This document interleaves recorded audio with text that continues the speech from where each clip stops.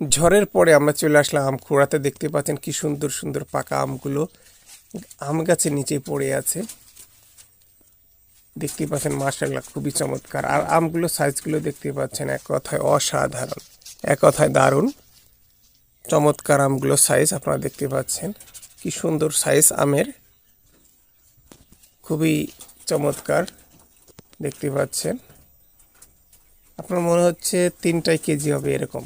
আমগুলো খুবই বড় বড় আম, দেশাল আম হলেও আমগুলো কিন্তু খুবই চমৎকার দেখতে পাচ্ছেন। মাশাআল্লাহ, দেখলে আপনার কাছে খেতে মনে চাবে। দেখতে পাচ্ছেন পাকা টুসটুসে আমগুলো গাছ থেকে পড়ছে। কালবৈশাখী ঝড় কিন্তু মাঝে মাঝে হচ্ছে, যার কারণে পাকা আম, কাঁচা আমগুলো গাছ থেকে পড়ছে আপনারা দেখতে পাচ্ছেন।